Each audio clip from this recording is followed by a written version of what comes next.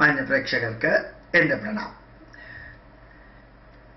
ഇന്നലെ മിനിഞ്ഞാന്നൊക്കെ ആയിട്ട് വിശാഖപട്ടണത്ത് ക്ലാസ് എടുക്കാനുണ്ടായിരുന്നു എന്ന് ഞാൻ സൂചിപ്പിക്കുകയുണ്ടായി. ആന്ധ്രാപ്രദേശുമായിട്ട് വളരെയേറെ ബന്ധം എനിക്കുണ്ട്. യഥാർത്ഥത്തിൽ എൻ്റെ റൂട്ട് കർണാടകയാണ്. ജനിച്ചു വളർന്നത് കേരളത്തിലാണ്. വിവാഹം കഴിച്ചത് തമിഴ്നാട്ടിൽ നിന്നാണ്. PhD എടുത്തത് ആന്ധ്രാപ്രദേശത്തിൽ നിന്നാണ് എന്ന് ഞാൻ പറയാറുണ്ട്. അപ്പോൾ ഹൈദരാബാദും ആന്ധ്രയും എൻ്റെ ഹൃദയത്തിൻ്റെ ഭാഗമാണ്. നമ്മളെ വളർത്തിയ അമ്മ എന്ന് പറയുന്ന പോലെ പെറ്റമ്മയും പോറ്റമ്മയും അതുപോലെയാണ് ആന്ധ്രാപ്രദേശ് എനിക്ക്. അവരുടെ ഭവ്യതയും അവരുടെ ലാളിത്യവുമെല്ലാം വീണ്ടും വീണ്ടും അയവറക്കാറുണ്ട്. ആന്ധ്രയിൽ പോകുമ്പോൾ ഞാൻ കേരളത്തിൽ അല്ലെങ്കിൽ പാലക്കാടിലേക്ക് വന്ന ഒരു അനുഭവമാണ് എനിക്ക് ഉണ്ടാവാറുള്ളത്. വിശാഖപട്ടണത്തെ കുറേ ചെറുപ്പക്കാർ വളരെ അവരുടെ കൂട്ടത്തിലുള്ള കുറച്ച് പ്രായമായവരെന്ന് വെച്ചാൽ മധ്യവയസ്കര് ഒരുമിച്ച് ചേർന്നാണ് ഹിന്ദു ഐക്യവേദി എന്നൊരു വേദി ഉണ്ടാക്കിയത്. പ്രത്യേകിച്ച് സംഘടനാ പാഠവം വളരെയേറെ ഒന്നും ഇല്ലെങ്കിലും എന്തെങ്കിലുമൊക്കെ ചെയ്താൽ കൊള്ളാമെന്ന് അവർക്ക് വലിയ ആഗ്രഹമുണ്ട്. ഇവർ ചെയ്യുന്നതിനെ ആന്ധ്രാക്കാർ വളരെ ഗംഭീരമായി സപ്പോർട്ട് ചെയ്യുകയും ചെയ്യുന്നുണ്ട്. അങ്ങനെ ഒരു ഹിന്ദു ഐക്യവേദി ഉണ്ടാക്കി കഴിഞ്ഞ വർഷം അവര് ഒരു പ്രഭാഷണം നടത്തി. ആ പ്രഭാഷണത്തിൽ മലയാളത്തിലെ പ്രഭാഷണവും അതിനെ തെലുങ്കിലേക്ക് ട്രാൻസ്ലേറ്റ് ചെയ്യലുണ്ടായിരുന്നു. തെലുങ്കിലേക്ക് ട്രാൻസ്ലേറ്റ് ചെയ്തത് അത്ര നന്നായില്ല എന്ന് തോന്നുന്നു. അതുകൊണ്ട് ഇപ്രാവശ്യം അവർ തീരുമാനിച്ചു മലയാളികൾക്ക് മലയാളത്തിൻ്റെ മാത്രം ഒരു പ്രഭാഷണം നടത്താൻ വേണ്ടി ശ്രമിക്കണം. വളരെയധികം സാമ്പത്തികമായിട്ട് ഉയർന്ന നിലവാരത്തിൽ ഒന്നും ഉള്ളവരല്ലെങ്കിൽ പോലും നിറഞ്ഞ ദേശസ്നേഹവും നമ്മുടെ സനാതന ധർമ്മത്തോടും ഹിന്ദു ധർമ്മത്തോടുമുള്ള അഗാധമായിട്ടുള്ള ആ കമ്മിറ്റ്മെന്റും അതെല്ലാം കൂടി ചേർന്നവരാണ് വിശാഖപട്ടണത്തെ പ്രോഗ്രാം നടത്തിയത്.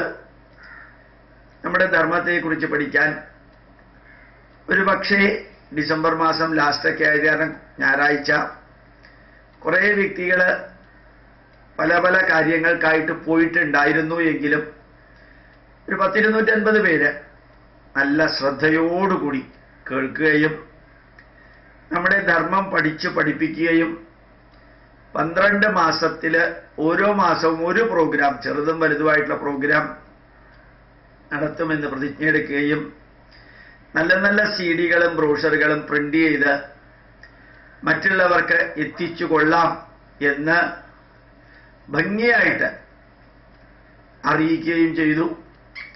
എനിക്ക് തോന്നുന്നു കുറേ പേര് കുറച്ച് നെർവസായിരുന്നു ഇങ്ങനെയുള്ള പരിപാടികൾ നടത്തുമ്പോൾ. 2ാമത്തെ വർഷമാണ് നടത്തുന്നതെങ്കിലും വളരെ ചെറുപ്പക്കാരുടെ ഊർജ്ജസ്വലമായിട്ടുള്ള കാര്യത്തിൽ അവർ കുറച്ച് നെർവസ്നെസ് ഉണ്ടായിരുന്നു. ഞാൻ അവരോടും അറിയിക്കുകയുണ്ടായി. വലിയ വലിയ സംഘടനകൾ ഉണ്ടാക്കി അതിന് വലിയ വലിയ പ്രോഗ്രാമുകൾ നടത്താൻ വേണ്ടി എടുക്കുന്ന സ്ട്രെയിനിനേക്കാൾ എളുപ്പമാണ് ഇൻഫർമേഷൻ ടെക്നോളജി ഉപയോഗിച്ച് നമ്മുടെ സന്ദേശങ്ങൾ ലോകമെമ്പാടും എത്തിക്കാൻ വേണ്ടി പ്രവർത്തിക്കുക.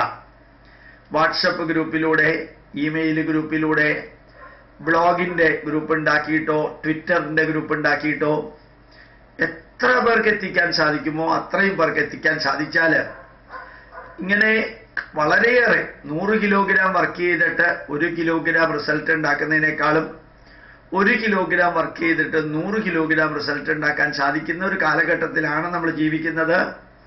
മറ്റോരോരുത്തരും അതെങ്ങനെ പ്രാവർത്തികമാക്കുന്നു എന്ന് അറിയിക്കുകയും ചെയ്തു. അങ്ങനെ ഒരു ധന്യമായിട്ടുള്ള അനുഭവ പരമ്പര കാണാനും കേൾക്കാനും എല്ലാം സാധിച്ചു. അതുകൊണ്ട് അവരെ അതറിയിച്ചു. അവരിലെ ഒത്തിരി പേര് 10, 20, 25, 30 കൊല്ലമായിട്ട് വിശാഖപട്ടണത്തിൽ തന്നെ ജീവിക്കുന്നവരാണ്. അവർക്ക് വിശാഖപട്ടണം എന്ന് പറയുന്ന ഉജ്ജ്വലമായിട്ടുള്ള പ്രദേശം, ഉജ്ജ്വലം എന്ന വാക്ക് തന്നെയാണ് ഉപയോഗിക്കുന്നത്, ആ പ്രദേശം അവർക്ക് മലയാളികളുടേതല്ല എന്ന് തോന്നിയിട്ടില്ല. അവർ തന്നെ പറഞ്ഞത് 50%, 60% വ്യക്തികളും മറ്റ് സംസ്ഥാനങ്ങളിൽ നിന്ന് വന്ന് താമസിക്കുന്നവരാണ് അവിടെ. അതും 10, 25, 30 വർഷമായിട്ട് താമസിക്കുന്നവരാണ്. അവിടെ പഠിച്ച്, അവിടെ ജനിച്ച്, അവിടെ വളർന്ന്, അവിടെ ജോലി ചെയ്ത്, അവിടെ നിന്ന് ലോകത്തിലേക്ക് ഓരോ സ്ഥലത്തേക്കും പോകുന്ന മലയാളികളുടെ എണ്ണം അസാധാരണമാം വിധത്തിൽ കൂടുതലാണ്. ധാരാളം ബിസിനസ് ചെയ്യുന്നവരുണ്ട്. വിശാഖപട്ടണം ഒരു ഗംഭീരമായിട്ടുള്ള ഒരു ഇൻഡസ്ട്രിയൽ ബെൽറ്റായിട്ട് മാറിക്കൊണ്ടിരിക്കുന്ന കാലഘട്ടത്തിൽ ധാരാളം ഭൂമിയുണ്ട്, ഒക്യുപ്പൈഡ് അല്ലാത്ത തുറസ്സായിട്ടുള്ള സ്ഥലമുണ്ട്, ഗവൺമെന്റ് സ്ഥലങ്ങൾ. അതെല്ലാം നല്ല രീതിയിൽ യൂട്ടിലൈസ് ചെയ്ത് ഇൻഡസ്ട്രിയൽ ഗ്രോത്ത് ചന്ദ്രബാബു നായിഡുവിന്റെ നേതൃത്വത്തിൽ നടക്കുന്നു. പ്രധാനമന്ത്രിയും അതിനെ ഒത്തിരി സപ്പോർട്ട് ചെയ്യുന്നതായിട്ട് അവിടെ ഉള്ളവർ പറഞ്ഞു. അങ്ങനെ വിശാഖപട്ടണം എന്ന് പറയുന്നത് ഒരു ഉജ്ജ്വലമായിട്ടുള്ള ഇൻഡസ്ട്രിയൽ, അക്കാഡമിക് ആയിട്ടുള്ള കൾച്ചറൽ കേന്ദ്രമായിട്ട് മാറിക്കൊണ്ടിരിക്കുമ്പോഴും അസാധാരണമാം വിധത്തിൽ മതപരിവർത്തനവും അവിടെ നടക്കുന്നുണ്ട് എന്നുള്ളത് ആ വേദന അവർ സൂചിപ്പിക്കേണ്ടായി. അപ്പം നമ്മളുടെ ചുറ്റുപാടും നടക്കുന്ന കാര്യങ്ങളെക്കുറിച്ച് നമ്മൾ അറിയുമ്പോൾ അത്ര ഗംഭീരമായിട്ടാണ് നമുക്ക് നമ്മുടെ ജീവിതത്തിൽ അതിൽ ചില കാര്യങ്ങൾ ഉൾക്കൊണ്ടുകൊണ്ട് പ്രവർത്തിക്കാൻ സാധിക്കുക. അത് നമുക്ക് മനസ്സിലാക്കാൻ സാധിക്കണം.